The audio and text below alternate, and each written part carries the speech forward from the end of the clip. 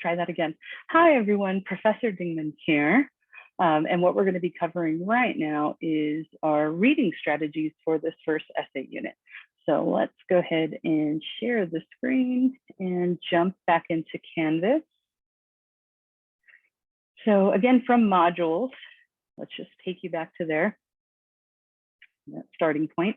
From modules, we're going to be heading back into the essay 1 unit. We've covered these first 3 tabs. What we're going to be looking at now is the reading strategies.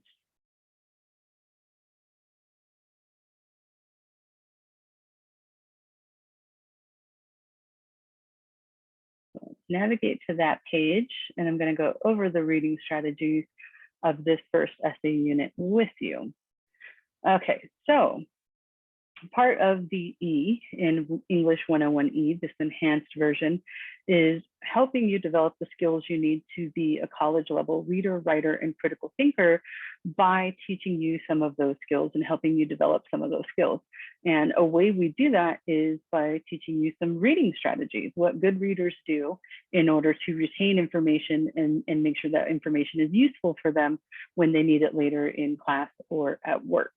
So some of the things that we're going to be doing here, right, is being able to accurately identify main and supporting details, applying different reading and writing strategies, and being able to reflect on how those reading strategies worked for you and which ones you liked, which ones you didn't like. So what I want you to do is complete each reading strategy that corresponds with the reading assignment, and make sure you read through the instructions, okay, read through the directions of what I'm asking you to do in each of those reading assignments, in each of those reading strategies, because each one has a different task that we're doing.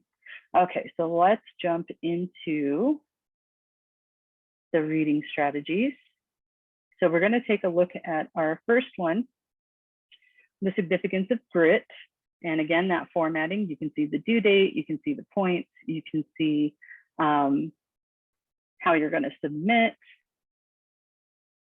So this first reading strategy, we're focusing on making predictions, which means right before we even jump into the text, we look at the title, we look up who the people are that are involved in this article, and we figure out what this could be about. All right, so let's take a look at the directions. Answer the before reading questions below, then read the article, and then answer the after reading questions. Your responses to the question should be thoughtful, answer all parts of each question, and they should be written in complete sentences. And then I have a bonus video down here if you want to check out. It's basically like a 6-minute kind of summary of the article, and it's in Angela Lee Duckworth's own words, and she's the person that is being interviewed in this article. Okay, so the instructions say that we need to read through our questions first. Okay, because we do have questions to complete before reading, and be careful with that throughout these reading strategies. Some of them have complete before reading questions, some have complete after, some have both, some have a task that you're supposed to be doing while you're reading. So like I said, please make sure you're not just sitting down and reading and then coming back to Canvas and trying to figure out what you need to do. Make sure you read through the instructions first. So we're starting here with this complete before reading. All right. Read the title of this text. What do you think the text is about based on what you can learn from the title? Number 2, briefly think about what you know about the author of this text, or Google Angela Duckworth, the interviewee's name. What does this information lead you to predict about the text? And number 3, what other predictions can you make about this text, such as its content and purpose, based on when I'm assigning it to you in this course? Okay, you can access the reading right here. It'll pull up for you. And you can read it right here in Canvas, or you can download it. All right.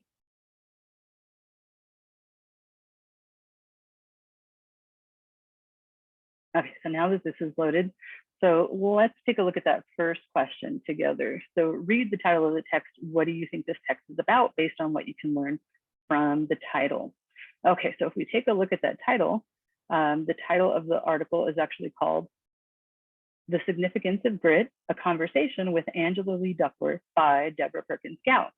Okay, so there's a couple things that we can glean just from reading the title, right? And so we can figure out, well, first of all, they're saying that grit is significant. So even if we didn't know what grit is, we know that this article is trying to impress upon us the significance of this concept grit. All right, the next thing that we can see is, take a look at this word here, a conversation. So what that means is it's not just a typical article, right? This is Deborah Perkins Gow having a conversation with Angela Lee Duckworth. So the way this article is written is in interview style, okay? This is an interview.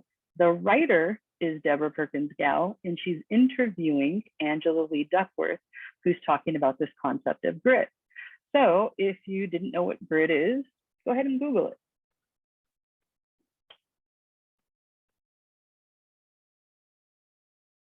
So if you looked up grit, okay, number one, small loose particles of stone or sand. I don't mean that. Take a look at the second definition, courage and resolve, strength of character, okay?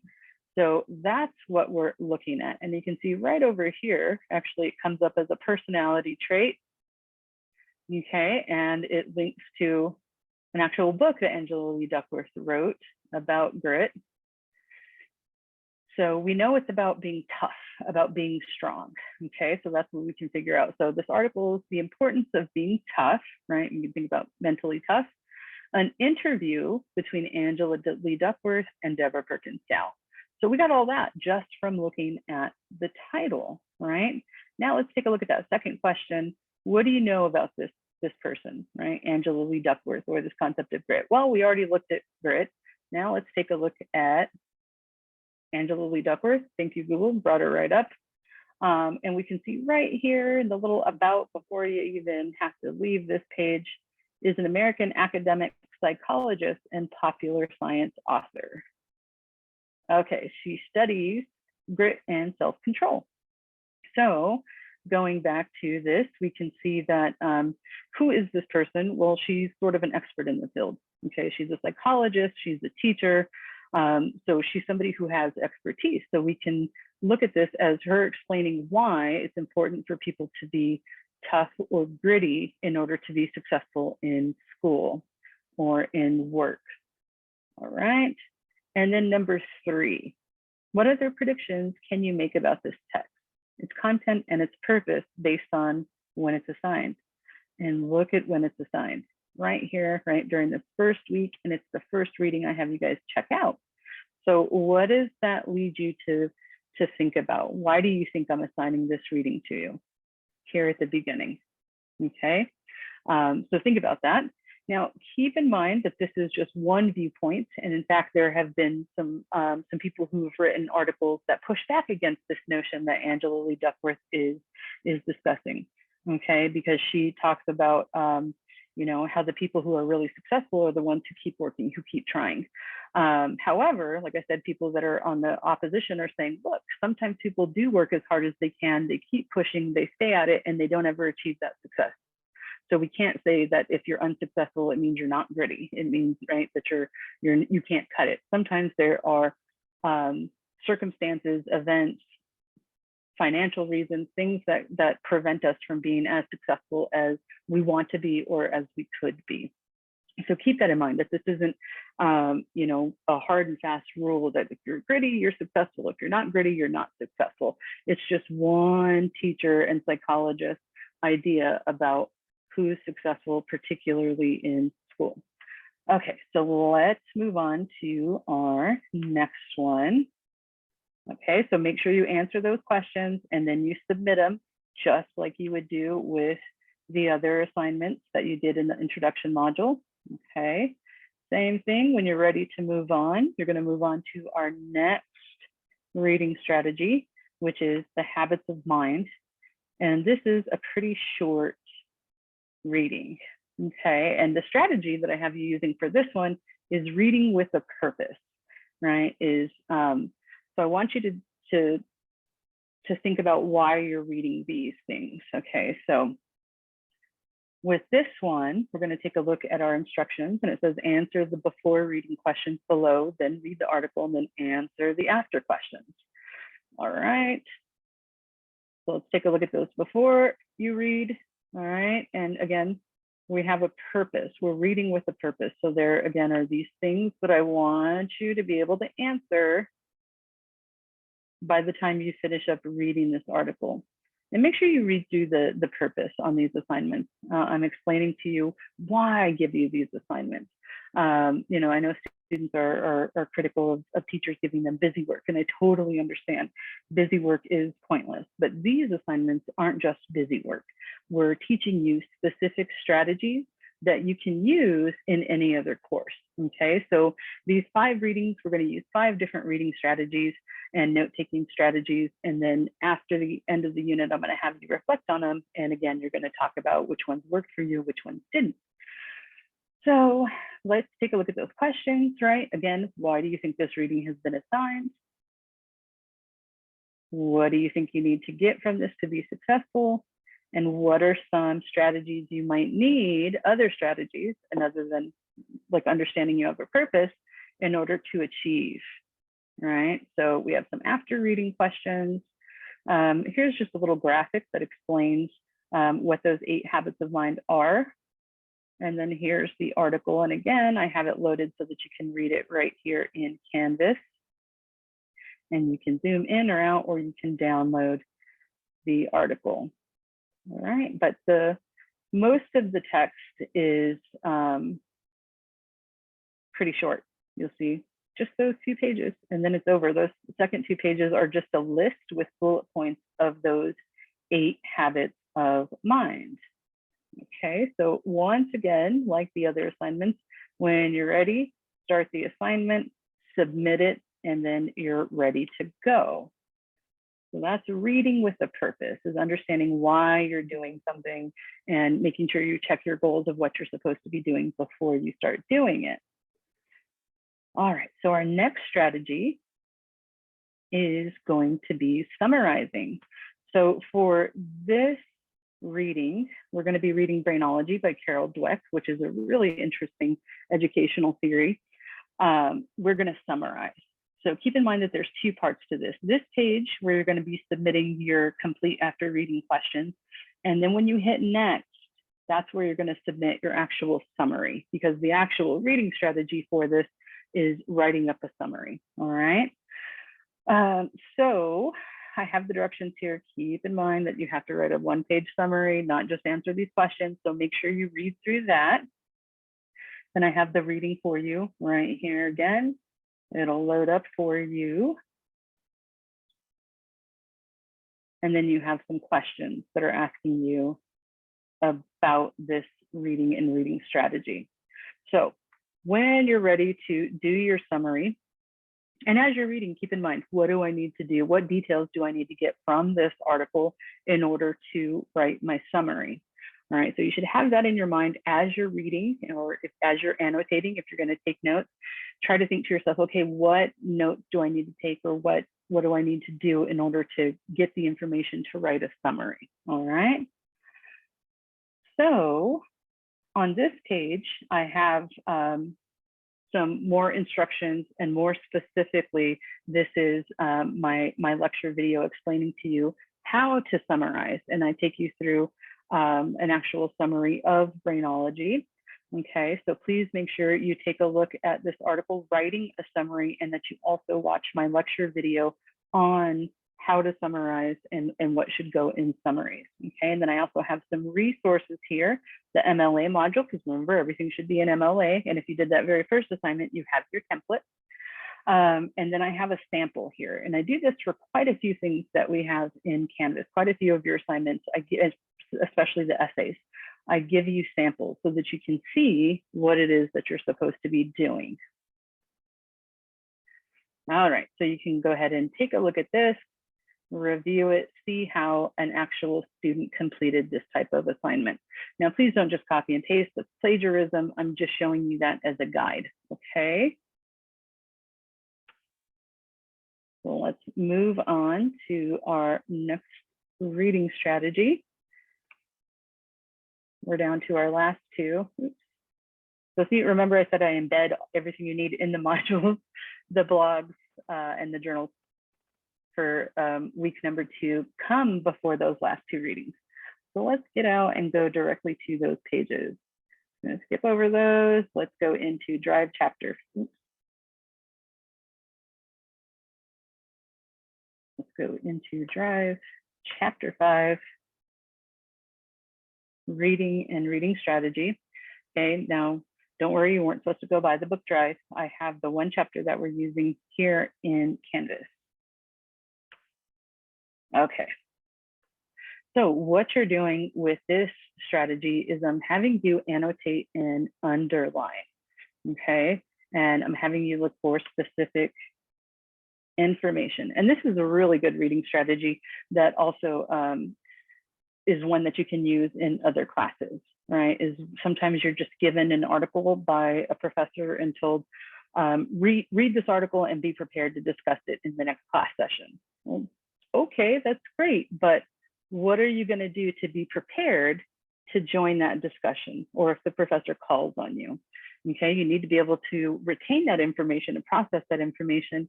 Using annotations and highlights is a great way to have some notes prepared for that discussion. So take a look at our instructions here. Using the built-in features of Canvas annotations, which is I'm going to show you in just one second here. You're going to highlight or underline, and there's a highlight feature that I want you to use in Canvas, at least 5 ideas in the text that stand out to you for any reason. They're interesting, you agree, you disagree, you're confused, you like the idea, whatever it is, okay? And note in the margins any questions or comments in response to the text. To submit the before and after reading questions, use the point annotation and type your answers to those questions. And I have the Canvas guide right here that shows you how to use the annotation tools, but I'm going to go ahead and walk you through it right now here too. Of course, if the Canvas tool is just not working for you, or if you don't like it, or you need a screen reader, you can go ahead and download the document and then just use Google Docs or use whatever PDF reader you have to take your notes and highlights and then just email or submit it here to me, okay? So let's take a look at this. So we have before and after questions. So make sure you are reading these, and I kind of just gave you the answer to number 1, all right? And then you have your after reading questions. And then I also provided a little short video by Dan Pink. He's the author of Drive. So if you wanted to get, like, again, a kind of little mini summary of that chapter, you can check that out. All right, now to get to the annotation of that chapter, we're going to scroll down here. And here it is. So it pops up right here. And this is where you're going to do your annotations. So you can zoom in, all right, because this is a little bit hard to see. And you can also maximize it. Let's go ahead and enter full screen here.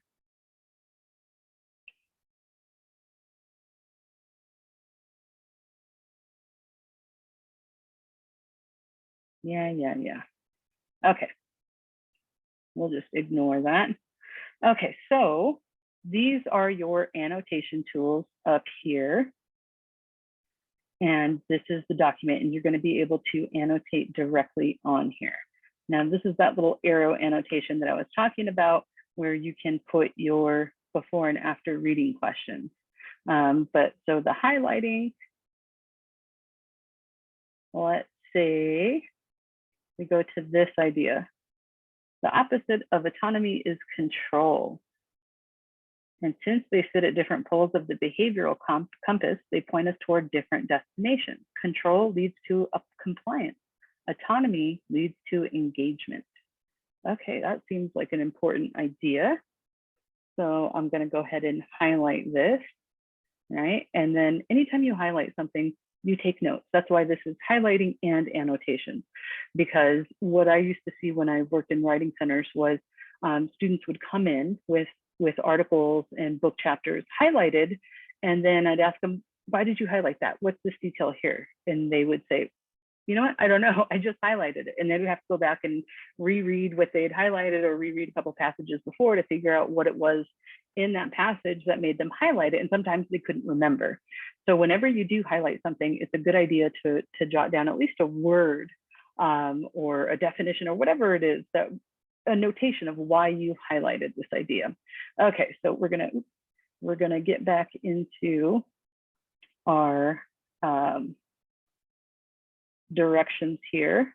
All right, so the directions said highlight 5 ideas that stand out to you for any reason and explain in the margins why you did that highlighting there. Okay, so again, let's jump into the full screen. Makes it easier to annotate. All right.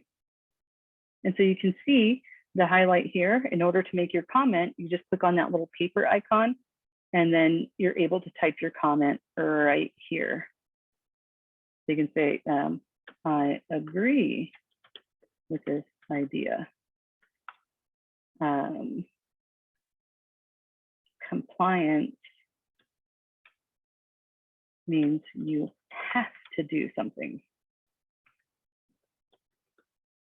right? So what he's talking about is the difference between having to do something and wanting to do something, right? And he's saying when you control people, that leads to compliance. They do what they're due because they have to do it. Whereas engagement, meaning people like what they're doing, they feel like they're part of what they're doing, they derive pleasure from what they're doing, that comes from giving people autonomy, which is a fancy word for freedom. So when we give people freedom to choose what they want to do, what they want to work on, how they do their work, that makes them happier, and that leads to more engaged students and employees, whereas always forcing work upon and making decisions for people leads to them just following the rules but not being really engaged. Okay, so once you get your comment in, just hit enter, and right there it posts, and I can see your comments. Now, like I said, to do those questions, those reading questions, just go ahead and you can use this little arrow thing, right? And that's this one. And we'll see, we'll put it right here. And we'll say, this is where we're gonna do the reading questions. And then just put your answer here to those reading questions. And make sure you let me know this is the before reading question, okay? And then let's say you just wanted to keep all 3 of those together, just hit reply, question 2, right? Reply, and then you could answer question 3 right here. 3, and then we could do our after reading questions.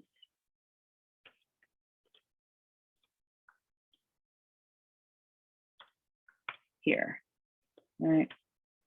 And do the same thing. And then just answer those questions. Okay, so as long as I see 5 highlights and with 5 comments, and I see your answers to those before and reading questions put in the note format, you will get full credit for the assignment. So that's how we do the annotations. It's really handy. It's done right here in Canvas. You don't have to get out and use a whole different tool. Okay, so keep in mind I have some little built-in prompts for you. So if you're like, I really don't know what to say, think about this. What do you think about the idea that you're highlighting, right? Is it interesting? Do you agree? Do you disagree? Are you confused? Do you like what the author is saying? Do you dislike what the author is saying? Do you want to know more? Does it remind you of something, right? Those are all different ways that you can respond. So like I said, if you feel like you're stuck, go back up here to the directions and take a look at some of those little ideas that I've given you there.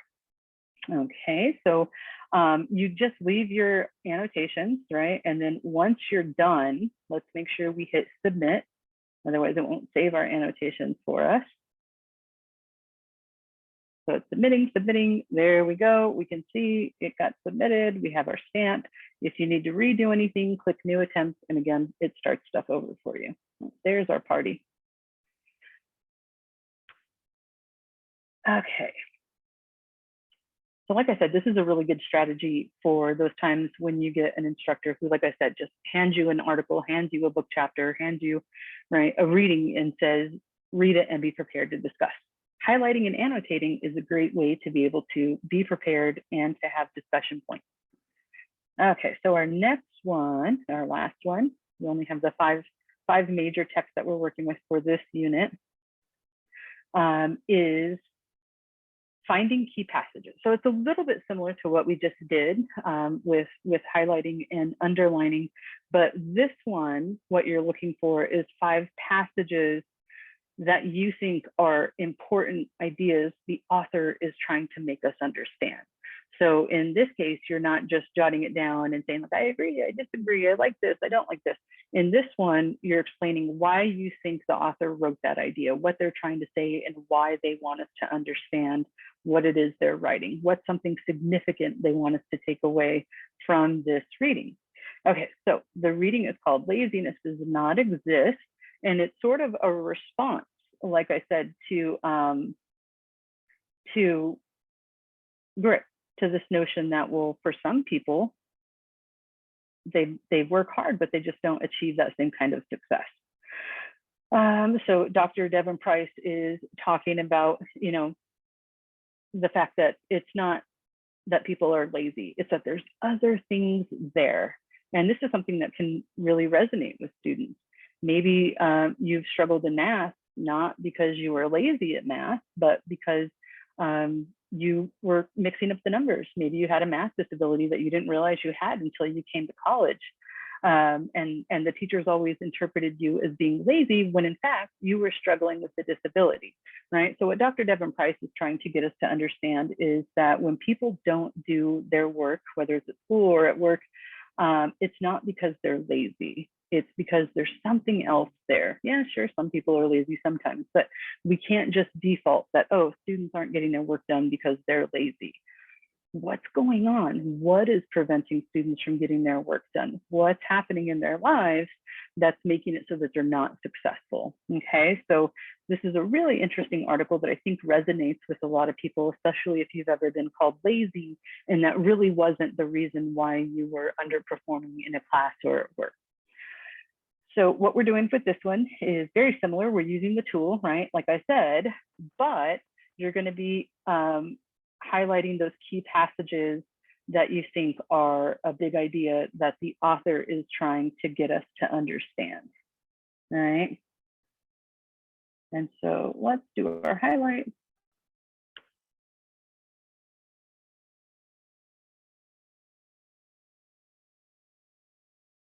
I like this one here. So, all right, same thing. We're going to highlight the passage that we like, that sticks out to us. Okay, and we're going to highlight it, and then we're going to explain in our annotation, we're going to put a little annotation, what it is that you think the author is trying to communicate. What's that important idea that they're trying to communicate to us? Okay, so same thing, answer your before and after reading questions with the little arrow, with the little bubble drop thing, okay? And a little bit of a Canvas issue here. All right, and then the same thing, make sure you hit submit when you're done with your annotations, and it'll save for you. All right, now, once we're done with all of our reading strategies, there are 2 other assignments that I would like you to do as soon as you can after the completing the reading strategies. I would skip this and go directly over to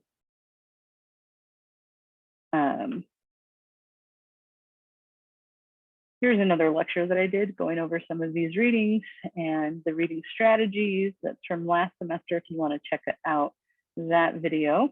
That's kind of like my in-depth look at the actual readings as opposed to just kind of going over what you're doing with the strategies. And I do go into a little bit more depth about why some of these strategies are important and when you can use them. So make sure you check out that lecture video. The last 2 readings I ended up cutting for your class, so you can stop after you hit the part where I talk about laziness does not exist. Okay, so At the end of doing the reading strategies, what I want you to complete is a reading strategies reflection. And so it's going to be about 1 page or so, where you write a well-developed paragraph answering these questions. And again, paragraph, not a list, answering those 4 questions. I want a paragraph about those reading strategies. So which did you find particularly helpful? Which ones did not work so well for you? How did your reading change as a result of using strategies? And why are these strategies important for academic readers? Okay, so same thing, you can go ahead and start the assignment, upload it, and submit it. The other thing that we have that you should do pretty soon after you take finish those is do the reading quiz. Okay, and this is open note, open book, meaning you can use all the readings, you can use your notes, you can use the internet. What this is I want us actually interacting with the text, and I want to make sure you understand those key concepts before we pick which one we're going to write about. Okay, so make sure you read the directions closely on this one, because I am telling you right here that you need to use a combination of your own words and quotations from the text. Okay, so do your best with citations and that, but please make sure you're using quotes and your own words. Now, there's no time limit. You can take as long as you need for this, as long as it's submitted by the due date. And here are your questions. So make sure you preview those questions before you get started, okay?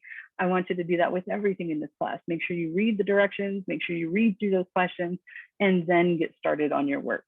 And it's really a good idea if you kind of prepare, if you get those articles out and you have them open in your windows, so that way you can just be ready to switch between your tabs and take a look at these readings and be able to write your answers up. And again, same thing, I would recommend using maybe a Google Doc or a Word doc to answer the quiz questions, just in case the browser crashes on you, you have your quiz stacked up somewhere else.